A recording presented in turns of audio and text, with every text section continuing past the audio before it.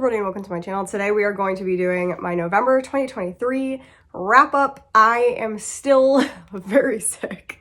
I really didn't want to be doing this today. It is, what is it, November 30th? It's November 30th. I still feel terrible. I feel a lot better than I did before, but I'm still incredibly congested. I'm pretty sure I have a sinus infection. My ears are clogged.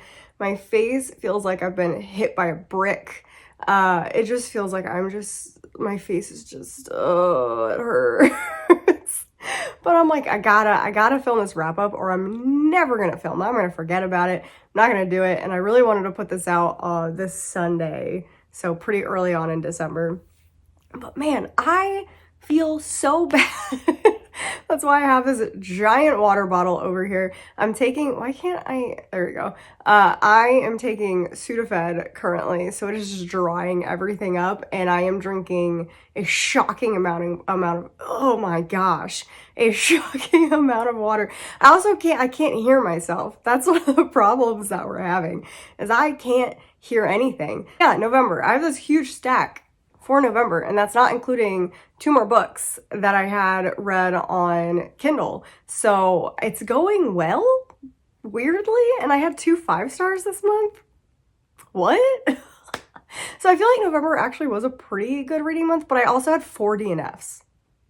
I have 4 DNFs, which is a lot, but I'm also like proud of myself, and there's definitely 1 DNF in here I was fully expecting, so I'm not really surprised about that one. I feel like November lasted forever because one of the DNFs is our book club pick for October, and because I forgot I did it in November, and I feel like that was literally years ago. Feels like that happened years ago, and I'm just sitting here like, how long was November? Like, what happened? And I read so many like special edition books and like crazy things were happening. I don't know what's going on, but crazy things were happening.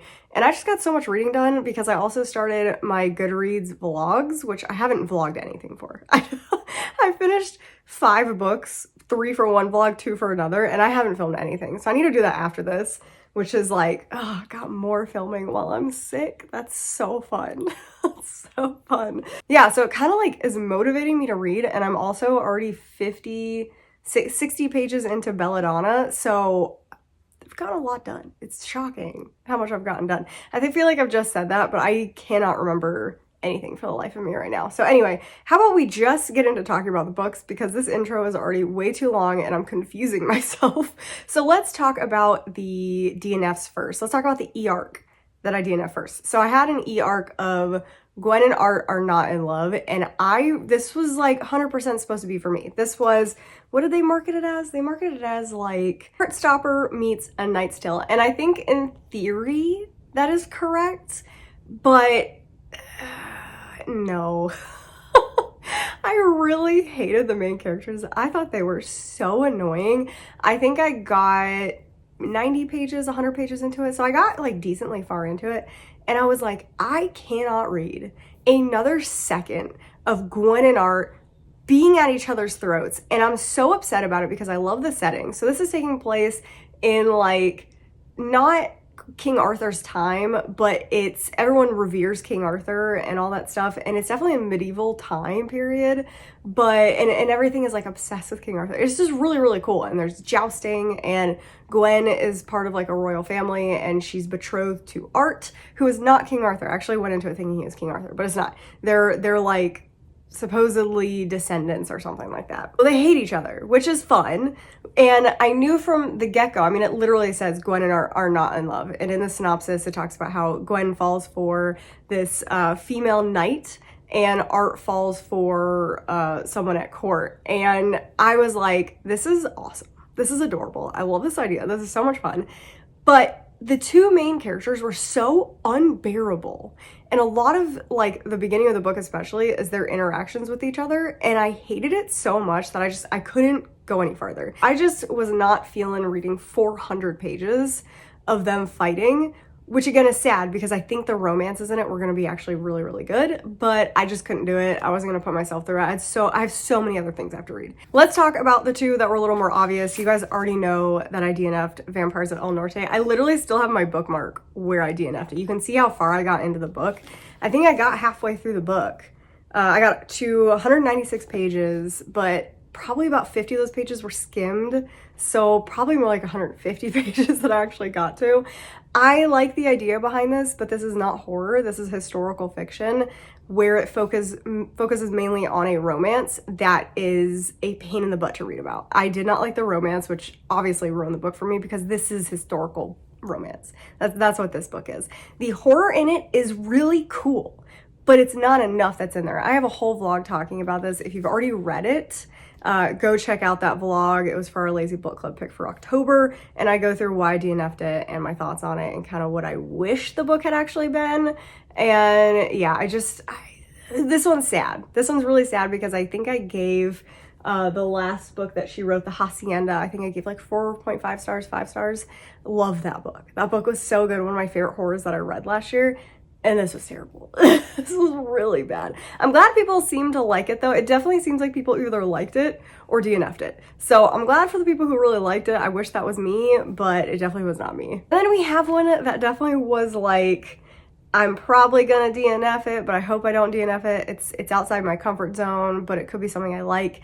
And it's the Helsinki Affair. I chose this one as my main pick, I think, for book of the month so I could get an add-on because I didn't really want anything from the month this came out, but I really wanted the book that came out later, which is on this list. I read Check and Mate. So to get Check and Mate, I was like, let's try the Helsinki Affair. It's a thriller spy mystery kind of thing going on.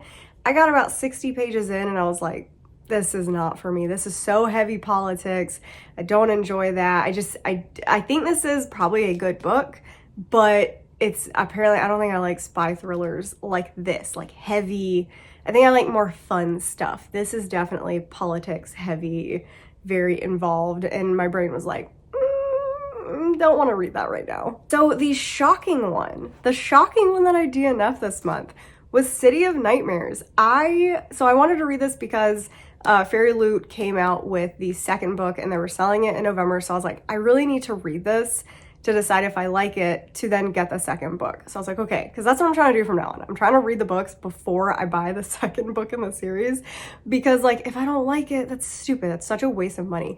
And so I was like, okay, let me read this. I did like their previous, this is the complicated thing. Okay, so this author, Rebecca Schaeffer, they wrote Not Even Bones, which is one of my favorite first books in a series ever. It was so good.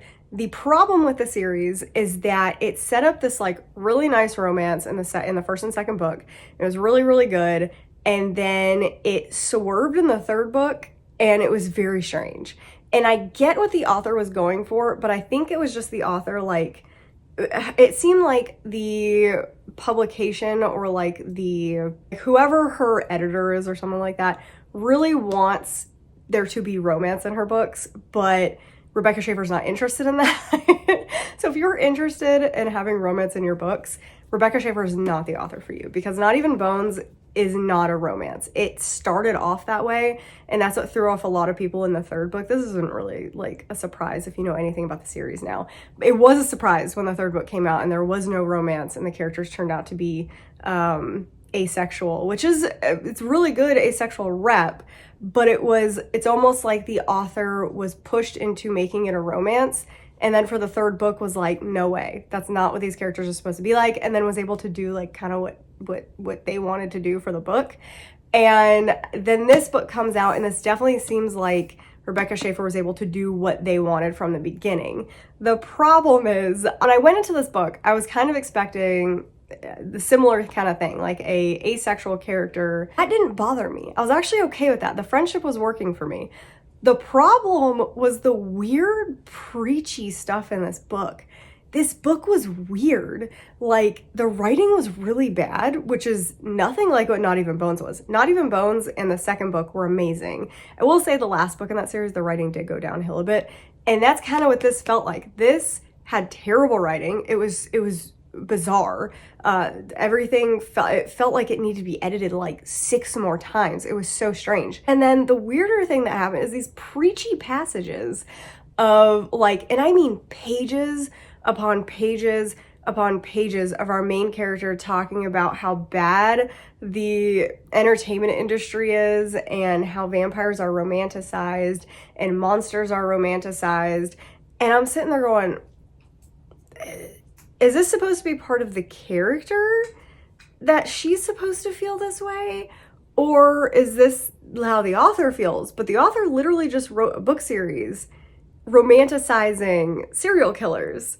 So I'm very confused what was going on in this book. And I mean, pages. It did not feel like a character's, like, it felt like an author's inner monologue is what it felt like. And it was very strange. It was so weird. And I could not stand it. I felt like I was being like lectured about life and terrible things. And you can see where I DNF'd it about halfway through. It was just very weird. It was very weird. And like I said, the writing was also very cringy. So I DNF'd this very sadly. And I'm thinking that this author is probably just not for me, which is sad because this is one of the prettiest books that I own. Like this is probably the prettiest book that I own. It's stunning. The artwork on the inside is amazing.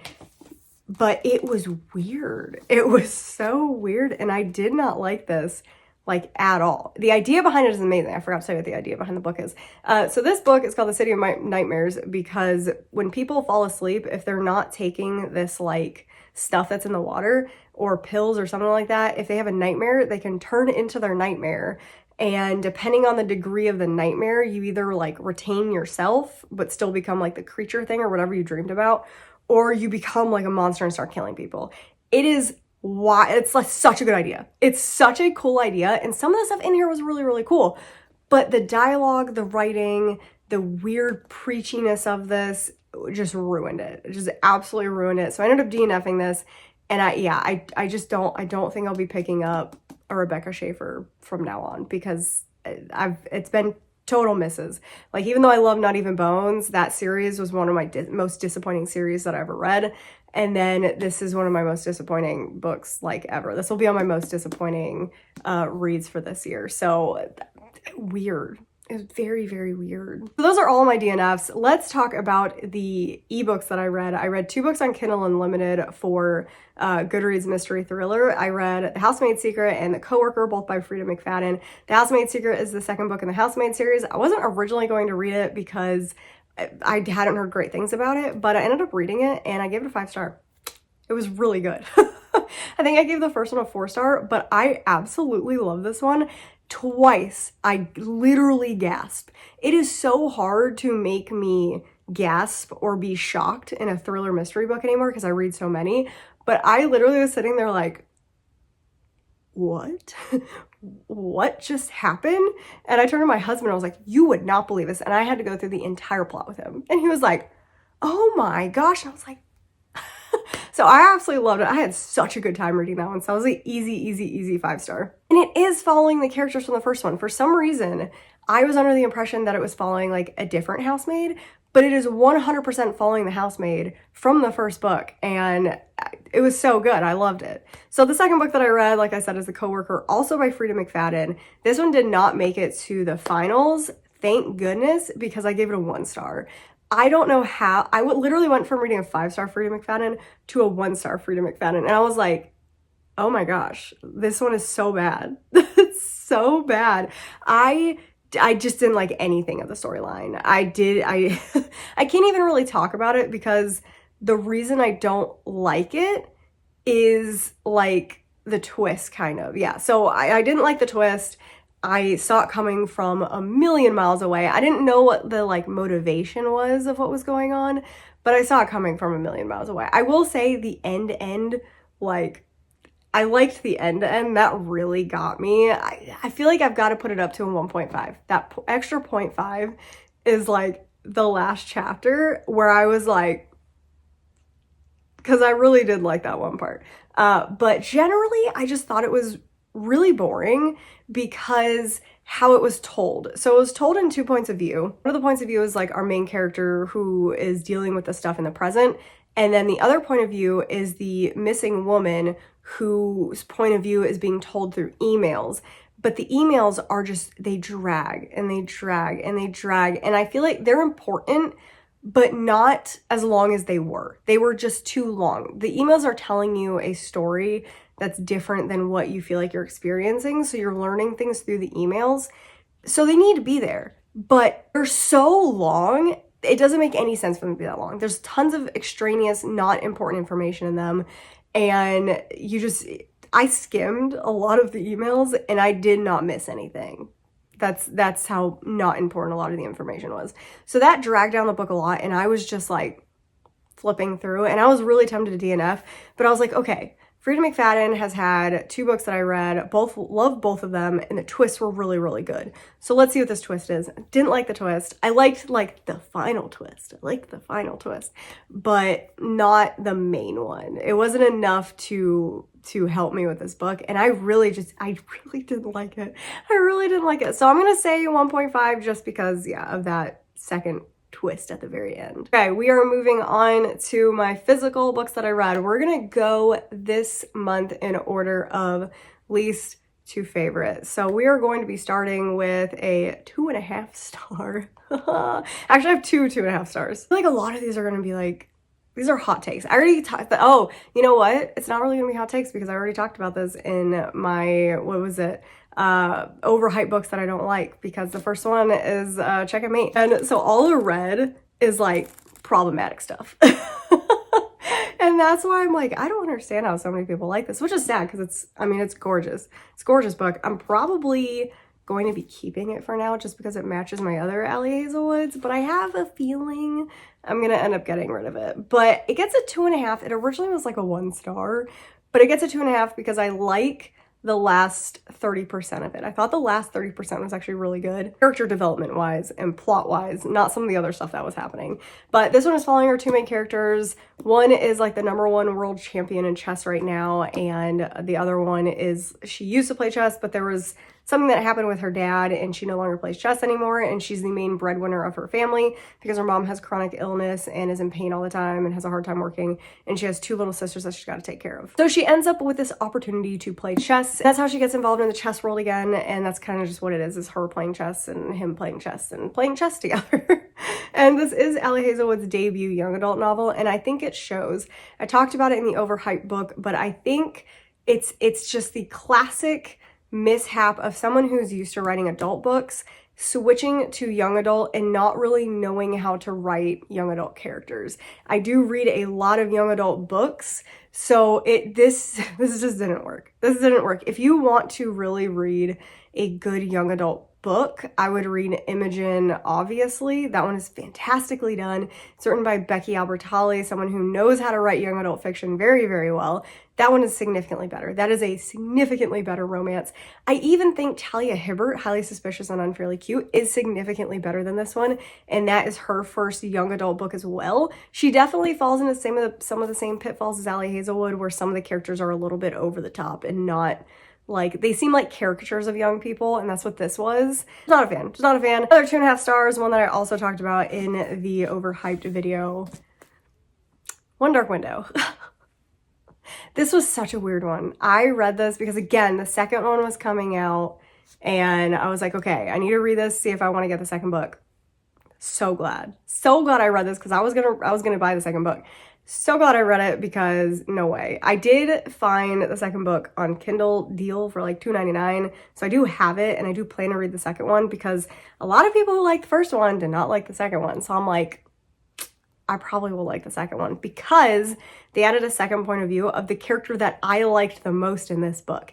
I picked the wrong guy. That's really what this book is about. This is fantasy romance, and it's following our main character. I don't even remember what the character names are. Elspeth.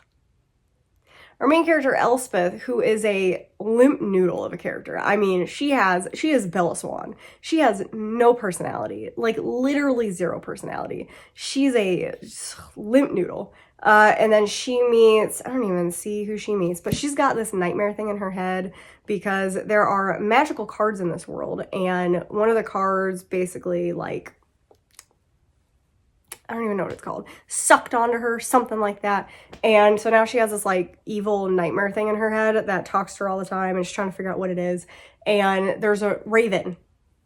She meets a guy and romance, raven, etc. I picked the wrong guy. I thought this was like a Tamlin situation, and it really wasn't. There was nowhere in the book where you think she ends up with someone else. It's not a thing. In my head, I was like, it's a Tamlin situation. It was not. It was not. But I liked the side character Elm. I really wanted her with Elm, even though there's no point that was going to happen. But he apparently has a point of view in the second book, so I do plan to read the second book because I'm obsessed with him, and I think he's the only good character in the series.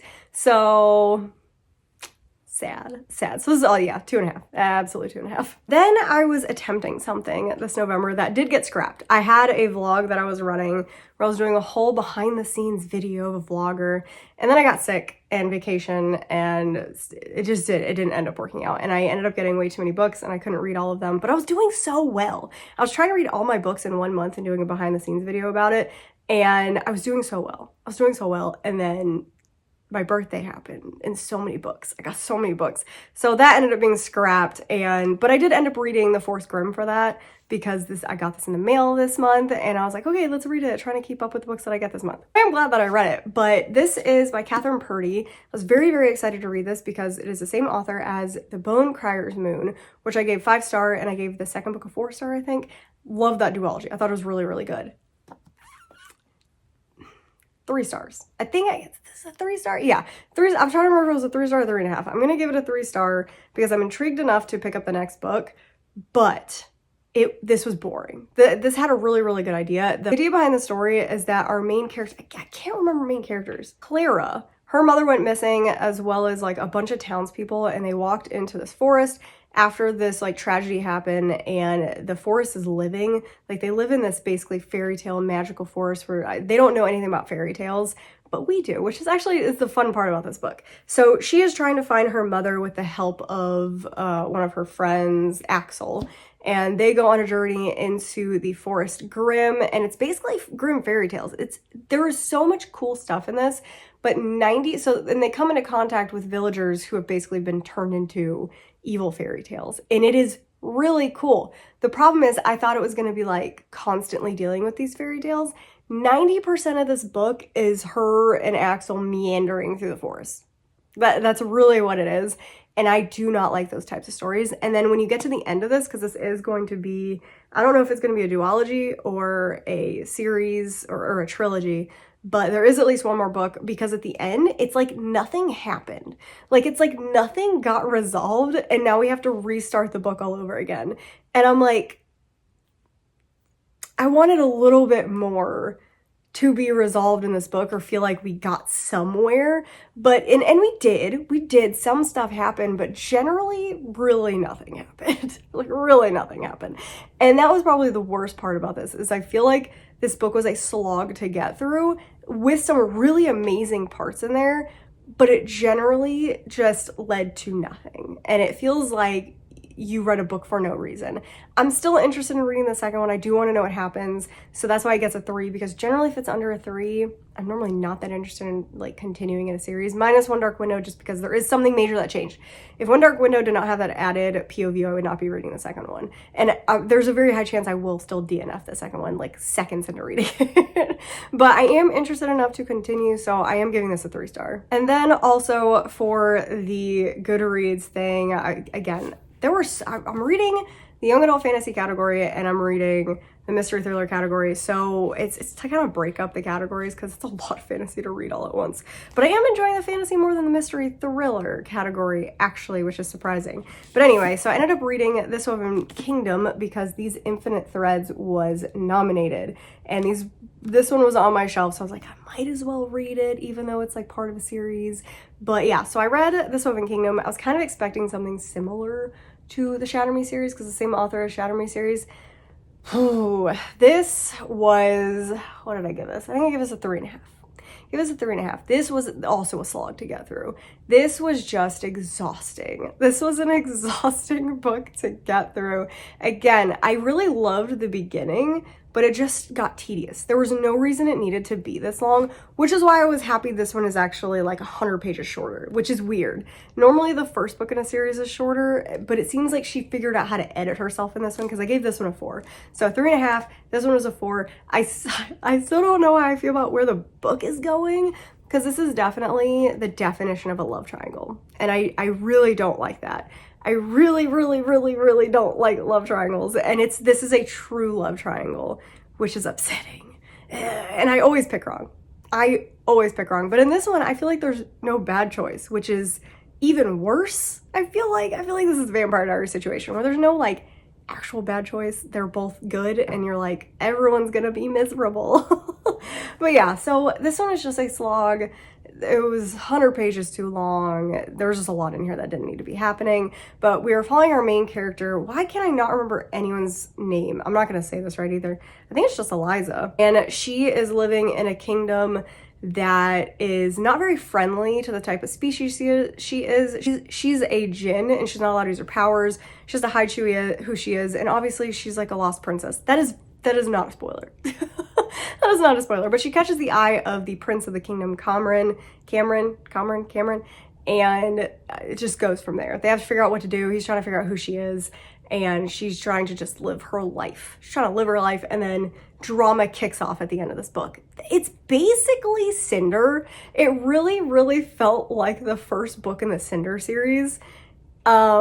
Even the ending a little bit felt like that, because it really felt like that. I mean, I'm trying to explain this without getting any spoilers, but it felt like Cinder, at least a retelling of Cinderella, which I know this has some sort of folklore in it, but I didn't recognize the story, and I need to go through and look up the story because I'm really curious, because I think, what did she say? I think, because I read an interview with her, and I think she said she wanted to write this based off of like her culture's stories, because she was so used to, as a kid, reading like westernized stories, so she wanted to write something based on her culture stories.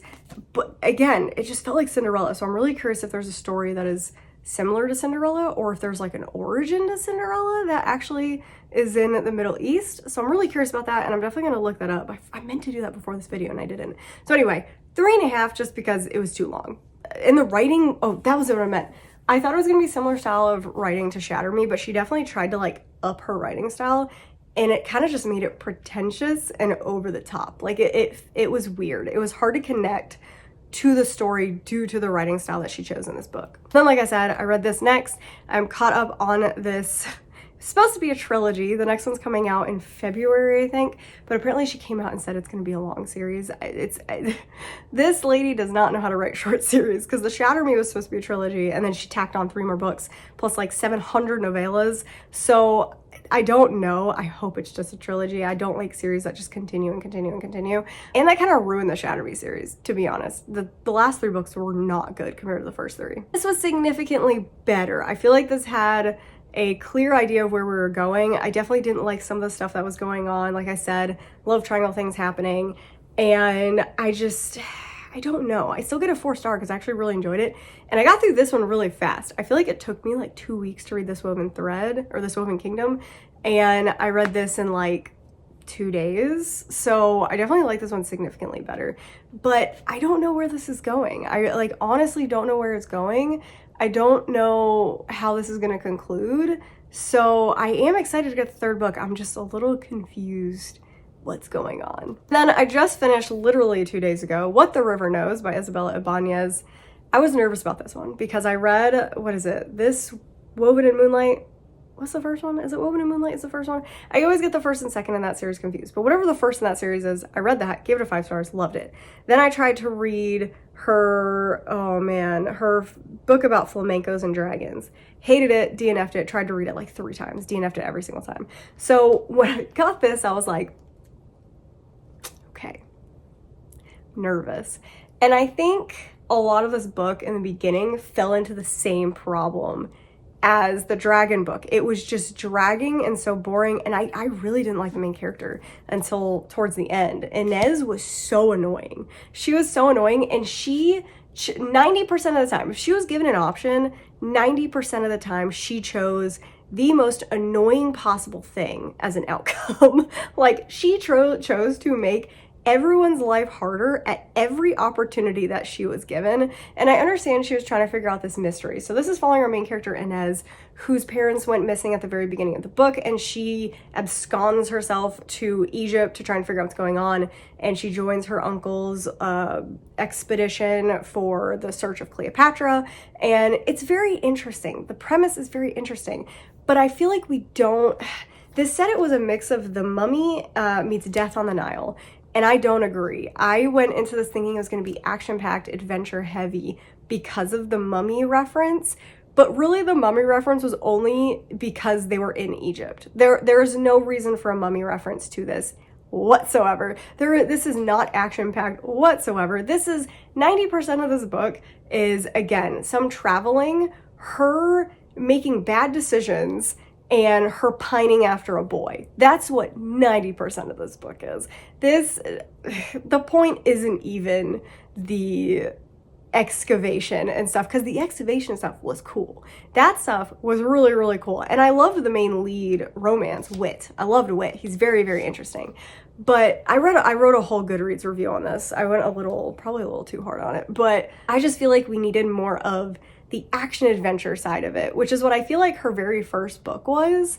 And then it's like it's gone downhill from there, because it's just boring. It's a lot of talking and inner monologue stuff. And I wanted to see more of Egypt. I wanted to see more of her interactions with the people there. I wanted to see more of her being involved with the problems that are going on. And that's just not what was happening until the end. The last 40% was really good. And that's why I got a 4-star, because the last 40% was action-packed. It was interesting. We got a lot of character development. Things were happening. Loved it. It was so good. Do I think the first 60% was worth slogging through for that last 40%? I don't know. I really don't know if I would have read it knowing what I know now, just because it was frustrating. The first 60% was incredibly frustrating, but the last 40% was so good that, yeah, I think it basically went from a 2 to a 4-star. And then the cliffhanger. The cliffhanger, that is also what helped this be a 4-star, because the cliffhanger, the next book is going to be phenomenal. I have such high hopes based on the very last page of this book that this is going to have a phenomenal sequel. I hope it's just a duology. I don't want this to drag out any further. Yeah, so that's why it kind of gets a 4-star. This one is a really, really weird one for me. It's also really heavy, which is why it keeps popping out of the dust jacket. This is the Owl Crate version of it. This one was a really weird one to rate. I still have weird mixed feelings about this one, but I'm gonna settle on a 4-star for now, which is funny because I still feel like this is one of my more disappointing reads of the year, which is weird. I feel like that's a really weird thing to say, but I just expected a lot more from this book. Oh man, I've been literally talking for forever. I'm sweating. I'm so over this. I want to go take a nap. I don't feel good. So we are finally on our last book, my other 5-star of the month. We're not going to talk about it because it's Iron Flame. We all know it's Iron Flame. I had a whole Iron Flame vlog if you want to go watch that. It's spoiler free at the beginning, and then there's a whole spoiler section at the end. I loved it. I thought it was really good. I can see why people are not liking this. I definitely think that this is for... Oh man, I don't know. So this is my theory. It's definitely can be wrong. People probably like this or dislike this and like this for a lot of different reasons. My best friend and I loved this because we are more fantasy plot people than fantasy romance people. And this is heavy politics, heavy plot, heavy conspiracy theory stuff going on. If you like trying to figure out what's going on in books, because there's a lot of secret things going on in these books, then this is like the perfect book for you, because we had so many conspiracy theories while we were reading this. If you like that aspect, you're gonna like the book. If you wanted heavy romance, like constant romance in the book, like kind of what the end of Fourth Wing was, you're not gonna get that. This is very, like, there's definitely still romance in this. This is a romantasy, although to me this is more fantasy heavy. But you're not gonna get the exposure to Xaden that you did in the first book. It's not where this book is. It's not what it's doing. This is just heavy trying to figure out enemy tactics, and it's so good. It's so good. And like the final like battle, like, because there's a final battle in all these types of books, so good. It was so good. There's like a couple of twists in this. One my friend guessed, another one I guessed, and then there was a third one that both of us were like, we should have known. We should have known. And my best friend immediately went and reread Fourth Wing and Iron Flame right after she finished Iron Flame. So, and I am currently rereading Fourth Wing, and there's so many little secrets and hints that she put throughout Fourth Wing that lead to so many things in this book that if you like conspiracy theories, you're gonna like the books. So I loved it. I can see why people did not like it because of certain expectations for the series, but I loved it. I thought it was great. I think it's because my hopes were also very low because I thought it was going to be utter trash, which some people definitely think it is, but it's second book series syndrome also. You gotta have stuff in here people aren't gonna like, conflict that people think is dumb, but I think it works. I think it works really well and I loved it. So anyway, that is everything that I read this month. I actually got through quite a few books for not like feeling really great this month. So that's really exciting. A lot of like really big books, like big releases, which is also super, super exciting. And I feel like it was a decent reading month. I didn't have any totally 1 stars. And I feel like I didn't hate any of the DNFs except for City of Nightmares. I really hated that book. But anyway, yeah, I feel like it was a good reading month. And I hope for good things going into December. I'm currently reading Belladonna and I'm enjoying it. I hope that continues. And I just have so many other books that I have to read and I'm very excited about it. So anyway, that's all I have for you today. I hope you guys enjoyed it. Make sure you let me know down below what you guys read in November. I love reading like your list. Leave me a list of what you guys read, even if it was just 1 book or 30 books. I would love to see what you guys read, and because I love it. It's just fun seeing what other people read in a month. Make sure you subscribe so you don't miss any future content. We are getting down to the end of the year. There's tons of end of year content coming out. Favorites of the year, least favorites, disappointments, just tons of stuff. I love how I listed 3 things and that's tons of stuff, but there's a lot more. I'm sure there's a lot more, and I'm probably going to do a wrap of our book club picks that we did this month and talk about them. So I'm just really, really excited for the year to be done and us to go to 2024, and hopefully it's better than this year. This year was rough. 2023 was a rough year. So let's hope that we all have a great December and great vacations and holidays and things going on, and we go into the new year happy and reading good things. Anyway, that is everything that I have for you today, and I'll see you guys in the next video.